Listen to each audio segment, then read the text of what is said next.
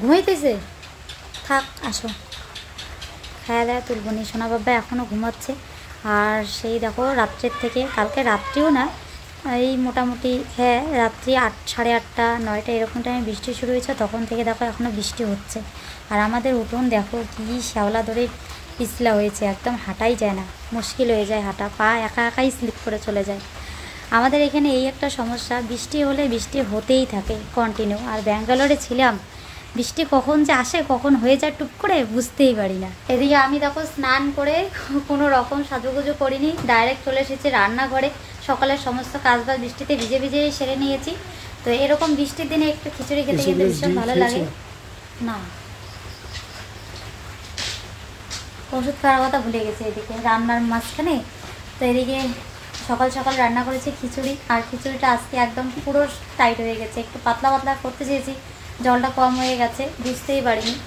তো যাই হোক, অনেকদিন পর একটু রান্না করলে এরকম হয়, কোনো ব্যাপার না, শুধু ওই একটু শুকনো শুকনো হয়েছে এটাই। তো চলো নতুন একটা ব্লগে, নন্দিনা ব্লগ শুনে সকলকে অনেক অনেক স্বাগত, অনেক অনেক ভালোবাসা। আশা করছি যে যেখানে আছো না কেন সুস্থ আছো, ভালো আছো। তোমাদের ভালোবাসা ঠাকুরের আশীর্বাদে আমরা অনেকটাই ভালো আছি। এতক্ষণ কারেন্টই ছিল না, ঘরটা পুরো অন্ধকার, যার জন্য রান্নাবান্নাও তোমাদের সাথে শেয়ার করতে পারলাম না। তো মাত্র কারেন্টটা আসলো, ভালোই হয়েছে, খাওয়ার জলটা নিতে পারলাম, না হলে তো এই জলের জন্য মানুষের বাড়ি যেতে হতো। কালকে যতটুকু জল নিয়ে রেখেছি, ঘরে তুলে রেখেছি, ওটা দিয়ে রান্নাবান্না করলাম, জল একদম পুরো শেষ।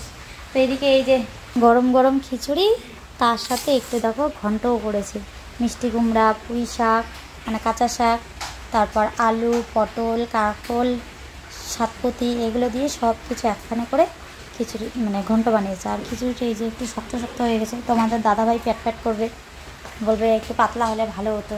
সে তো সবারই মানে গরম গরম একটু পাতলা খিচুড়ি খেতে ভালো লাগে। আর অন্য অন্য দিন এমন পাতলা করি, পরে যে খিচুড়িটা থেকে যায়, পরে আবার ঠান্ডা হয়ে গেলে ওরকম পাতলা খিচুড়ি খেতে ভালো লাগে না।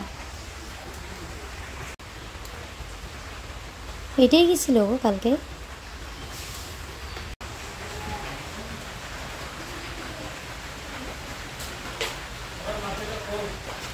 এখনো তোমাকে লেট করতে পারো একটা ঠান্ডা তোমার ভুলে গেছে, এর জন্য তখনই খেতে চাইলাম। কালকে থেকে ওষুধ খাওয়া স্টার্ট করেছি, আর ওষুধ খেয়ে আজকে সকালবেলা আমি ফুটু দিতেই পারতেছি না, একদম গলা পর্যন্ত একদম মানে নিম পাতা চাবালে যেরকম মুখটা তিতে হয়, একদম তার থেকে বেশি তিতে হয়ে গেছে। আমার এই কিডনিরও সমস্যা আছে, এর জন্য হয়তো সেরকম কিছু ওষুধ দিয়েছে, একদম পুরো মুখ তিতে হয়ে গেছে। তো যাই হোক, ওইটা ওষুধ রাখলাম না, ওইটাই সম্রাটকে দিয়েছে মুক্তিটা বলি। তো খাওয়ার আধা ঘন্টা আগে এই ওষুধটা খালি পেটে খেতে হয়, সকালেও রাত্রেও খাওয়ার আগে, তাই না? আধা ঘন্টা আগে রাত্রেও। এটা শুধু সকালে খাওয়ার আগে, রাত্রে এটা আলাদা। তো তোমাদের দাদাভাই খেয়ে নেই, এদিকে আমারগুলো ঠান্ডা হোক ততক্ষণ একটু ওয়েট করি। চলো, সোনা তো এখনও ঘুমোচ্ছে না। এখানে যতগুলো সবজি আছে সব আমাদের একদম গাছের সবজি, পুঁই শাক, মিষ্টি কুমড়া, তারপর হচ্ছে শুধু তেল আর লবণটাই বাইরে, তেল লবণ মশলা, তারপরে লঙ্কাগুলো আমাদের গাছেরই লঙ্কা, মানে সব যেখানে এখানে যত কিছু দিয়েছি সবগুলো আমাদের গাছেরই, শুধু মশলাটা আলাদা। মিষ্টি কুমড়াটা দেখো এত সুন্দর হয়েছে, একদম লাল টুকটুক করে রেখেছি, ছোট্ট সাইজের মিষ্টি কুমড়াটা হয়েছে। এখানে কিন্তু বোঝা যাচ্ছে না, এখানে লালটা মনে হচ্ছে না এতটা, তাই মানে ক্যামেরাতে শাকশাকা হচ্ছে, কেমন এখান থেকে মাঝে মাঝে ওরকম দেখা যায়, বাস্তবে এটা কিন্তু ভীষণ লাল। অর্ধেকটা রান্না করেছি আর অর্ধেকটা রেখে দিয়েছি, আর বেলা খেতে পারবো। সোনা বাবার কাণ্ড দেখো, পুতুল দেখো বাইরে ফেলে দিয়েছে, কালকে রাত্রেই ফেলে দিয়েছে, আর পুতুলটা এখানে ভিজে কাদার মধ্যে পড়ে আছে। তো রৌদ্রও নেই, তো যাই হোক চলো এটাকে তুলে নিয়ে আসি, বাড়িতে রেখে দিই, যখন রৌদ্র উঠবে ধুয়ে শুকোতে দিলে আর কি, শুকিয়ে গেলেই একদম পুরোপুরি ঠিক হয়ে যাবে। আর এই দিকে আমার বাগানটা দেখো, আর এই চাল কুমড়ার গাছটা বাপরে বাপ কতদিন হয়ে গেল, প্রথমে তো কীরকম যেন হয়ে গেছিলো, মানে পাতা টাতাগুলো একদম মানে এই যে এই ডগাটা দেখতে পাচ্ছে, এটা যেরকম একটা কি সুন্দর মানে মোটা সোটা ডগা হয়েছে, এতদিন এরকম ডগাই ছাড়েনি জানো তো, অনেক দিনে গাড়া হয়েছে, এতদিন পরে একটা কুমড়োর জ্বালা দেখা যাচ্ছে। আর বিকেলবেলা দেখো বন্ধুরা, আমাদের গ্রামের পরিবেশটা ভীষণ সুন্দর লাগে, চারিদিকে সবুজে সবুজ, সামনে দেখো ধান লাগিয়েছে, এর জন্য আরও বিশেষ করে মাঠঘাটগুলো বেশি সুন্দর লাগছে। আর তার সামনে রাস্তার সাইডে এই যে আমার পাতাবাহারগুলো যাওয়ার আগে কেটে দিয়েছি, খুব সুন্দর দেখো নতুন করে পাতা বেরিয়েছে, ভীষণ ভালো লাগছে। এদিকে সোনা বাবা আবার ঘুমিয়ে পড়লো, প্রত্যেক দিন দুপুরে দুপুরে ঘুমাবে, প্লাস হয় বিকেলবেলা নাহলে সন্ধ্যাবেলার দিকে ঘুমায়। তো আজকে একটু তাড়াতাড়ি ঘুমিয়েছে, তো সন্ধ্যা হতে হতে সন্ধ্যার আগে তুলে দেবো, নাহলে রাত্রিবেলা ঘুমোতে যাবে না। এদিকে যে মৌসুম্বি কেটে দিয়েছি দুটো, মৌসুম্বির রস খেয়ে ঘুমিয়ে পড়লো। হঠাৎ করে আমরা অন্য একটা জায়গা থেকে ঘুরে আসলাম, ভেবেছিলাম ওইখানকার ওয়েদার একদমই আলাদা, ঠান্ডা ওয়েদার, হয়তো সোনা বাবার একটু সমস্যা হতে পারে। তো ওখানে গিয়ে আমরা তিনজনে পুরোপুরি ঠিক ছিলাম, মানে এমনি অন্যভাবে ঠিক ছিলাম। আর আমার আর তোমাদের দাদাভাই যেগুলো সমস্যা ওগুলো তো মানে আলাদাই আর কি। এমনি যে হঠাৎ করে শরীর খারাপ করা, সর্দি কাশি জ্বর, এগুলো কারোরই কোনো কিছু হয়নি। বাড়ি এসে এদিকে তোমাদের দাদাভাই প্রত্যেক দিন শুধু মাথায় ঘুরায়, এদিকে সোনা বাবার এত সর্দি লেগেছে, শ্বাস নিতে পারে না ছেলেটা ভালো করে। তো বাড়ি এসে এদিকে মোটামুটি সোনা বাবা আর ওর বাবা শরীরটা একটু খারাপ হয়ে গেছে, অসুস্থ হয়ে গেছে। তো এদিকে আজকে এক কাণ্ড হয়েছে, দুপুরবেলা সোনা ঘুমিয়েছিল অনেকটা সময় ধরে, তিনজনে ঘুমিয়েছি। সেই খিচুড়ি খাওয়া দাওয়া করে একদম মানে বৃষ্টি তো আজকে সারাদিন ধরেই বৃষ্টি হলো। সেই এই যে বিকেলবেলা এতক্ষণে একটু আর কি ওয়েদারটা ভালো হলো, এতক্ষণে আর কি থামলো বৃষ্টিটা। সারাদিন ধরেই বৃষ্টি চললো। খাওয়া দাওয়া করে বাসনও ধুইনি, যেন অমনি সব রেখে সোনাকে তুলে মুখ টুক ধুয়ে ওকে খাইয়ে দিয়ে ওইদিকে একটু পরেই ওইদিকে আবার তিনজনেই ঘুমিয়ে পড়েছি। একদম 1:30টার দিকে উঠেছি জানো তো, ঘুম থেকে উঠে তো আমার একদম পুরো মানে কীরকম লাগছিল যে বাবরে বাপ এতটা সময় ধরে ঘুমোলাম, মানে এদিকে কাজবাজ কিছুই হলো না। তাহলে ভাবো সারাটা দিন মানে সারাদিনের অর্ধেকটা দিন ঘুমিয়েছি, তো এখন আর কি কাজবাজ হবে, তাই না? তো এদিকে সোনা মানে দুপুরবেলা এত ঘুমিয়েছে, ও অনেকটা সময় ধরে ঘুমিয়েছে। তো বিছানার মধ্যে দিয়েছে আজকে ইস্যু করে, অনেক দিন ধরে ইস্যু করে না। ওখানে গিয়েছি, একটা প্যাম্পাসের প্যাকেট নিয়ে গেছি বাড়ি থেকে, আবার রিটার্ন ঘুরিয়ে নিয়ে আসছি। মানে কোনো দিনও কোথাও ইস্যু টিস্যু করেনি। ইস্যু পেলেই বলে, যখন জায়গা থাকে ঘুম থেকে তোলার সাথে সাথে ইস্যু করাই। তো আজকে ঘুম থেকে উঠে না ইস্যু করেনি, করতে চাইছিল না। তো পরে খাওয়া দাওয়া করে একটু পরে ঘুমিয়েছি, ইস্যু করানো হয়নি, বিছানায় একদম ইস্যু করে দিয়েছে। তো আকাশটা একটু ভালো হতে এই যে কম্বলটা তুলে বাইরে শুকোতে দিয়েছি, বেড কভারটা ধুয়ে দিয়েছি। এই যে বাইরে সব এই যে টারের মধ্যে দিয়ে রেখেছি ভেজা জামা কাপড়, পোশাকটাও একদম পুরো ভিজে গেছে। তো বেড কভারটা তুলে দেওয়ার পর কিছুক্ষণ এমনি রেখেছিলাম ফ্যানটা চালিয়ে দিয়ে, তাতে একটু শুকিয়েছে। আর এটাও মোটামুটি শুকায়নি, যেই আরও এমনি মানে যখনই বাইরে বের করে দিয়েছে তখনই বৃষ্টি চলে এসেছে। তো পরে ঘরে নিয়ে এসে ঘরে যে দিব জায়গা নেই, এখানে একটা আমাদের টাচ ছিল, এই যে এই দিকটা, এই পিছনটা এই বেড কভারটা দিয়ে এটা ঢাকা ছিল, কারণ এরকম খোলা থাকে দেখতে ভালো লাগে না, এখানে অনেক জিনিস টিনিস রাখা আছে, তাই না? তো ওখানে যেই টারের মধ্যে দিয়েছি, টারের অবস্থা দেখা একদম পুরো ছিঁড়ে গেছে। এই যে দেওয়ার সাথে সাথে ছিঁড়ে দপ করে পড়ে গেছে। দুপুরে আজকে রান্নাবান্নাও করিনি, ওই সকালে খিচুড়ি রান্না করেছি, একটু বেশি হয়েছিল, তো ওগুলোই ছিল, ওগুলোই আমাদের তিনজনেরই হয়ে গেছে, ওগুলোই খেয়ে নিয়েছি। বেকার শুধু শুধু রান্না করে নষ্ট করব, তাই না? আর এত সুন্দর হয়েছে খিচুড়িটা, ভীষণ টেস্টি হয়েছিল। একটু শুকনো শুকনো হয়েছে ঠিকই, কিন্তু টেস্টি হয়েছিল। তো এদিকে মানে বাড়িতে আসছি, একটু যে এসে বাড়ি ঘরদোরগুলো মানে ঘরদোরগুলো একটু যে মুছে টুছে পরিষ্কার করব, সেই চান্সটাই পাচ্ছি না। মানে আমরা যে গেছি ব্যাঙ্গালোরে, যাওয়ার পর থেকে কোনো রকম বৃষ্টি হয়নি, একদম পুরো মানে প্রচণ্ড গরম গেছে, মানে খরা গেছে, তখন থেকে একদমই বৃষ্টি হয়নি। এদিকে রোয়াটাও কাটতে পারিনি, ধান টান লাগাতে পারিনি, আমাদেরও এখনও লাগানো হয়নি। কালকে মাত্র 1 চাষ করলো, তো আরও 2 চাষ মতন করতে হবে, তারপরে আর কি গাঁটতে হবে। অনেকটা পিছিয়ে গেছে, মানুষের এদিকে ধান লেগে গেছে, মানে অনেক মোটা মোটা গাছ হয়েছে, আর আমরা এখনও লাগাতেই পারলাম না। তো আমরাও এখানে যেদিন ট্রেন থেকে নেমেছি, কীবারে যেন নামলাম, মঙ্গলবারে উঠেছি, তাহলে বুধ বৃহস্পতি শুক্রবারের দিন সকালবেলা নেমেছি। ওই শুক্রবারের দিন রাত্রে থেকেই বৃষ্টি শুরু হয়েছে। তো সেদিন থেকে এই যে বৃষ্টি চলছেই প্রত্যেক দিন, মানে এসে বাড়িঘর যে মুছবো, এমনিতেই বৃষ্টিতে মাটি একদম ভিজে শেষেতে হয়ে গেছে। এখন মুছলে আরও কাদা কাদা হবে, এর জন্য ঘর মোছারই চান্স পাচ্ছি না, জামা কাপড়ই ঠিকঠাক শুকাচ্ছে না। লাগাতার কয়েকদিন ধরে বৃষ্টি হচ্ছে। এদিকে দেখো জঙ্গল হয়ে গেছে, জঙ্গল মানে ঘাস হয়েছে বড় বড়। যাওয়ার আগে এগুলো সব পরিষ্কার করে গেছিলাম, তাও মানে তবু দেখো এই কয়দিনে কত বড় বড় ঘাস হয়েছে। যদি আরও না করতাম পরিষ্কার, এতদিনে অনেক বড় বড় হয়ে যেত। তো এই জঙ্গলে আসতে ভয় লাগে, যোগের ভয় লাগে আমার। এদিকে করলাগুলো দেখো আমাদের কত বড় বড় হয়ে গাছে ঝুলে আছে, রাস্তা দিয়ে যেই যায় আমাদের এই করলাগুলোতে লোভ দেয় বলে যে কি সুন্দর বড় বড় করলা হয়ে আছে। এই যে দেখো, এটা সব থেকে বেশি বড় হয়েছে। এখানে ছোট বড় দুটো জাতিরই করলা আছে, সাথে এই করলার জাঙেতে পুঁই শাকগুলো উঠে গেছে, মানে কাঁচা শাক। তো এইদিকে দেখো আমার গোলাপ গাছে কি সুন্দর একটা গোলাপ ফুল ফুটে আছে, কালারটাও ভীষণ সুন্দর। বাকি ডালগুলোতেও দেখো এই যে কড়ি আসছে। আমি তো ভাবতেই পারিনি যে এত তাড়াতাড়ি আমার গোলাপ গাছে ফুল ফুটবে। দেখো কত সুন্দর হয়েছে ফুলটা, বড় হয়েছে যথেষ্ট। মানে তবে ফুলটা ভালো আছে জানো তো, এই যে পাপড়িগুলো আছে না শক্ত আছে, কোনো কোনো গোলাপ ফুলের পাপড়িগুলো তাড়াতাড়ি ঝরে যায়। আর এই ফুলটা ফুটলে মোটামুটি অনেক কয়দিন থাকে গাছে, অত সহজে পাপড়িগুলো ঝরে পড়ে না। ভালো লাগে এর জন্য বিশেষ করে, মানে কোথাও বিয়ে ঠিয়ে লাগলে গাছে যদি 3-4টা এরকম গোলাপ ফুল ফোটে খোপাতে দিলে ভীষণ সুন্দর হবে, তাই না? তো চলো ওই দিক থেকে করলা ছিললাম না, মুখটা একদম পুরো তিতা তিতা হয়ে গেছে ওষুধগুলো দিয়ে। তো আজকে আমি, তোমরা অনেকেই কমেন্টে জিজ্ঞাসা করেছো যে আমাদের ব্যাঙ্গালোরে গিয়ে ট্রিটমেন্ট করতে কত টাকা খরচ হয়েছে, বা ওইখানে রুম ভাড়া ঠাড়া যে ওগুলো ভালো করে তোমাদের সাথে শেয়ারই করা হয়নি। তো আজকে আমি তোমাদেরকে সবটাই পরে বলবো। তো আগে চলো কিছু সবজি নিয়ে নেই, অনেক সবজি আছে জানো তো। একটা জিনিস আমাদের, মানে আমার ভীষণ ভালো লাগছে যে আমাদের কোনো সবজি কিনতে হয় না জানো তো। এগুলো লাগিয়েছি সব একদম মানে ন্যাচারাল, মানে পিওর, এখানে কোনো রাসায়নিক সারের কোনো ব্যবহার নেই। ভালো লাগে বাড়ির হাতে তৈরি জিনিস, মানে এটা অন্যরকমই একটা আলাদা আনন্দ আর কি, অন্যরকমই মজা। তো চলো কয়েকটা নিয়ে নেই। ঘরে তো কাঁকরোল রয়েছে, পটলও রয়েছে, তার সাথে একটু চাল কুমড়োও রয়েছে, তো মিষ্টি কুমড়োও রয়েছে। কি নিব বলো? একটু এই বেলাতে তো শাক টাকও তুলতে পারবো না।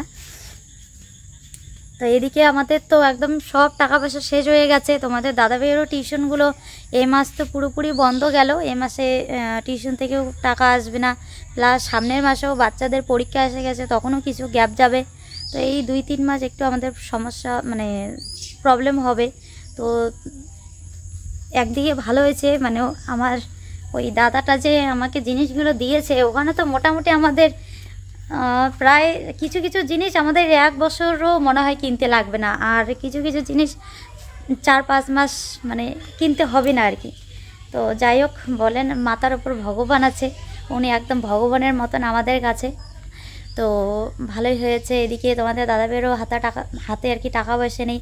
তো এদিকে বাড়িতে যা সবজি টবজি আছে এই কদিন ওগুলোই টুকটাক করে খাবো, আর ওগুলো দিয়ে আর কি চলতে হবে কিছুদিন। যখন সংসারের সমস্যা হয় তখন একটু এভাবেই চলতে হবে, তাই না? সবসময় এলাহিভাবে চললে হবে না। এত মশার অত্যাচার, এদিকে আসলে একদম মশাগুলো একদম ঝমঝম করে গায়ের মধ্যে বসে। তো 5টা কাঁকরোল নিয়ে আসলাম ঘরে। দেখো আমাদের অনেকগুলো কাঁকরোল আছে ঝুড়ির মধ্যে, কিন্তু এগুলো সব ফেলে দিতে হবে জানো তো। দেখো একদম লাল হয়ে গেছে, এগুলো ভালো লাগে না খেতে, একদম বিচি হয়ে গেছে ভিতরে, বিচিগুলোই একদম মুখের মধ্যে বাজে। তো এই বিচিগুলোর জন্য খেতে ভালো লাগে না, এগুলো ফেলে দেবো। এখানে দেখো পটলও রয়েছে, চাল কুমড়ো একটু রয়েছে, মিষ্টি কুমড়ো রয়েছে, আর এই 4টা খেতে পারবো। এই 4টা আর কি একটু কচি কচি আছে, আর বাকিগুলো সব ফেলে দেবো। আর কালকে কমেন্টের মধ্যে দেখলাম এক দিদিভাই কমেন্ট করেছে যে দিদিভাই কাঁকরোল খেতে খুব ভালোবাসে, কিন্তু ওদের ওইদিকে কাঁকরোল নাকি দাম পাওয়াই যায় না। তাই আমি মনে মনে ভাবছি যদি আমাদের বাড়ির পাশে হতো প্রত্যেক দিন কাঁকরোল খেতে পারতো, তাই না? আমাদের গাছে কত অ্যাভেলেবেল হয়ে আছে। তো এই যে আমরা জিনিসগুলো করেছি এগুলো কিন্তু আমরা একা খাই না, এদিকে আমাদের বাড়িতে আমার শাশুড়ি মা, আমার জ্যাঠারা, ওদেরকেও দেই মাঝে মধ্যে, ওরাও খায়। প্লাস আশেপাশে দিদিদেরকে, ওদেরকেও দেই। মানে যে কোনো জিনিস জানো তো, সেটা মানে যে কোনো জিনিস হোক সবার সাথে ভাগ করে খেলে ওটার আনন্দটা অন্যরকম, তাই না? ভালো লাগে। আর গাছের ফল, মানে আমার মা মাসি টাসিরা বড়রা আর কি বলে যে গাছের ফল মানুষকে দিলে নাকি আরও বেশি বেশি করে গাছে হয়।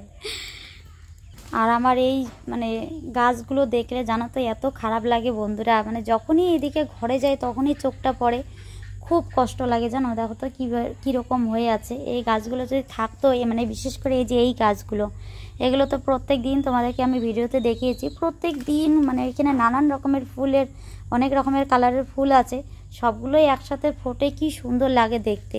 তো সেই জিনিসগুলোকে এরকম করে মেরে ফেলেছে, আমার একদম ভীষণ কষ্ট লাগে জানো তো, খুবই খারাপ লাগে। আর এই দিকটা এগুলো মেরে ফেলাতে, প্লাস ওখানকার চাইনিজ টগরের গাছটা তুলে ফেলাতে, মানে এই সামনটা এই দিকটা যেন কীরকম একটা ফাঁকা ফাঁকা হয়ে গেছে, ভালো লাগে না, তাই না? বাড়িতে ফুলের গাছ টাছ না থাকলে একদমই ভালো লাগে না, বাড়ির সৌন্দর্যই তো এগুলো, তাই না? দেখতে দেখতে রাত 9টা বেজে গেল, এখন 9টা বাজে। তো এদিকে যে রান্না বান্না করছি, রান্নাও প্রায় আমার শেষের দিকে। তোমাদের দাদাভাই এখনও টিউশন থেকে আসেনি, অনেক দিন গ্যাপ দিয়েছে, তো এর জন্য একটু বেশি করে দেখি আর কি, মানে যেগুলো পড়া মিস গেছে এতদিনে, তো ওগুলো আর কি মেকআপ দেবে, এর জন্য একটু লেট হচ্ছে, নাহলে এতক্ষণ চলেই আসতো। আর সোনা বাবা সারাদিনে খেলনা জিনিস কতবার যে যেখানে সেখানে ফেলে রাখবে, আর এগুলো আমাকে পরে গোছাতে হয়। তো এখানে বসে আর কি খেলছিল এতক্ষণ, আমি এদিকে রান্না করছি। তো এখনই ওর বমাদের ঘরে গেলে ওখানে গিয়ে মামামের সাথে খেলছে। তো ভাত হয়ে গেছে, রাত্রে ভেবেছিলাম সেদ্ধ ভাত করবো। তোমাদের দাদাভাইয়ের কালকে আবার একাদশী নাকি আছে, তো বললো নিরামিষ করে একটু সবজি করতে। তো পরে যে ঘরে যে অর্ধেক চাল কুমড়োর ইয়াটা ছিল, চিটটা, তো ওই চাল কুমড়োটা আর কয়েকটা আলু দিয়ে একটু ঝোল ঝোল করে রান্না করলাম। আর সাথে ভাতে আলু সেদ্ধও দিয়েছি অল্প করে, অনেক দিন ধরে সেদ্ধ খাই না জানো তো, খেতে ইচ্ছে করছে, এর জন্য বেশি দেয়নি, কয়েকটা 4-5টা মতো আলু সেদ্ধ দিয়েছি। আর এখানে দুটো শুকনো লঙ্কা ভেজে নিয়েছি ভর্তা মাখার জন্য, আর করেছি কাঁকরোল ভাজা। তো এইগুলোই রাতের রান্নাবান্না। সবজিটাও হয়ে গেছে এদিকে, চলো নামিয়ে খাওয়া দাওয়াটা আমি করে নিই। তোমাদের দাদাভাই বললো ফোন করে যে আমার হয়তো যেতে লেট হবে, তুমি রান্না করে খেয়ে নিও, কারণ আমাকে খাওয়ার এখন টাইমলি খাওয়া দাওয়া সব করতে হবে, খাওয়ার পর অনেক ওষুধ খেতে হবে জানো তো, তো এর জন্য খাওয়াটা তাড়াতাড়ি করতে হবে। এদিকে আর একজনের চোখে ঘুম নেই, দেখো ক্যাকটাস নিয়ে খেলতেছে আর বলতেছে হ্যাপি বার্থডে টু ইউ। তো এইদিকে এই যে তোমাদের দাদাভাই আসার অপেক্ষায় ছিলাম, কারণ মানে যেগুলো আমি তোমাদের সাথে শেয়ার করব, আমি তো পুরোপুরি সব কিছু জানি না, শুনিও নি ওর কাছ থেকে যে কোথায় কেমন টাকা গেল বা কী ব্যাপার স্যাপার, ওই আর কি সবটা ম্যানেজ করেছে। তো এর জন্য তোমাদের দাদাভাই অপেক্ষায় ছিলাম যে ও তোমাদেরকে সবটা বুঝিয়ে বলবে, যাতে তোমরা ভবিষ্যতে কেউ যদি যেতে চাও তাহলে তোমাদের অনেকটা মানে আইডিয়া হয়ে যাবে, তাই না? খুব একটা চাপ মনে হবে না, আর না জেনে হঠাৎ করে গেলে একটু সমস্যাই হয়, আমাদেরও হয়েছিল। বিল পেপারগুলো আমি বের করে নিলাম হাতে। তো এর আগে তোমরা ব্লগগুলোতে তো দেখেইছো যে আমরা ফ্লাইটে গিয়েছি, তার জন্য আমাদের যে একটা খরচা, সেটা ট্রেনে গেলে অর্ধেক খরচাই হয়ে যেত। যেমন আসার সময় আমাদের খরচা হয়েছে ট্রেনের কি বলে দুজনের টিকিট লাগে, বাবুর তো লাগেনি, ট্রেনে দুজনের 3,000 6,000 লেগেছে। তো এখান থেকে স্টার্ট করি। হ্যাঁ, যাওয়ার সময় লেগেছে আমাদের মোটামুটি 11,200 কত টাকা আর কি, ঠিক আছে, যাই হোক 11,000, ওই মোটামুটি ওই ধরে রাখো 11,200 টাকা বা 300 টাকা, 11,300। তারপরে আসার জন্য 6,000 লেগেছে। তাহলে মানে আমি তোমাদের অ্যাড করে বলছি না, তোমরা সব কিছু মানে তোমরা মোটামুটি যোগ করে নিও কত টাকা হলো। যাওয়ার সময় এতটুকু লেগেছে, আসার সময় এতটুকু লেগেছে, এটা বললাম। আর বাকি যে আমরা এখান থেকে বাড়ি থেকে শিলিগুড়ি গেছি, তারপরে শিলিগুড়ি থেকে এয়ারপোর্টে গেছি, মানে শিলিগুড়ি দিদির বাড়ি ছিল, ওখানে থেকে এয়ারপোর্টে গেছি, ওগুলো আলাদা ভাড়া, ওগুলো তোমরা মোটামুটি অ্যাডজাস্ট করে নিও, বুঝে নিও। তারপরে ওখানে যখন এয়ারপোর্টে নেমেছি, এয়ারপোর্টে নামার পর ওখান থেকে আবার আমরা যেখানে থাকবো বা হসপিটালের পাশে কোথাও থাকবো, সেখানে যে গেছি সে একটা আলাদা ভাড়া। ওদিকে আবার মোটামুটি আমার একটু গন্ডগোল হয়েছিল, যে জন্য ভাড়া লেগেছে আমাদের 1,000 টাকা, 1,100 টাকার উপরে লাগছে। তো মোটামুটি তোমাদের ধরে রাখো ওই 500-600-র মধ্যে এয়ারপোর্ট থেকে যেতে পারতাম। তো তোমাদের দিদিভাই অসুস্থ হয়ে পড়ছিল, গাড়ি থেকে নেমে পড়া হয়েছিল, এই জন্য বেশি লেগেছে। তারপরে হসপিটালের যে খরচা, আমি যে হসপিটালে গিয়েছি সাই বাবা, সেখানে তো মানে খরচা নেই, কোনো ক্যাশ কাউন্টারই নেই। একটাই হসপিটাল আমি দেখেছি জীবনে, সেখানে কোনো ক্যাশ কাউন্টার নেই, কোনো টাকা 1 পয়সাও লাগে না। তো তোমাদের দিদিভাইকে দেখানো হয়েছে ভিক্টোরিয়াতে, সেখানে হালকা একটু খরচা হয়েছে, এই 500-700 টাকার মতো লেগেছে। ওখানে গাইনোকোলজি দেখানো হয়েছিল, তো যাওয়া আসার যা খরচা। তারপরে দেখানো হলো মণিপালে গ্যাস্ট্রোলজি দেখানো হয়েছিল। গ্যাস্ট্রোলজির যে চার্জ ছিল সেটা আমি তোমাদের বলি। ওখানে গ্যাস্ট্রোলজি কোথায় গেল,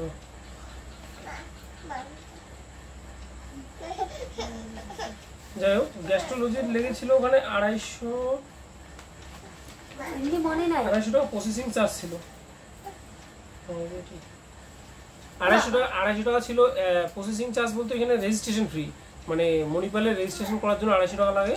তো 250 টাকা দিয়ে রেজিস্ট্রেশন করার পর গ্যাস্ট্রোলজিকে দেখানো হয়েছে, সেখানে লেগেছে 850, মানে ডাক্তারের ভিজিট। তারপরে গ্যাস্ট্রোলজি বললো যে নিউরোলজিস্ট দেখাতে হবে, ওই নিউরোলজিস্টকে দেখানো হলো। সেখানে আবার একবার তো রেজিস্ট্রেশন হয়ে গেছে, আর রেজিস্ট্রেশন করতে হয়নি।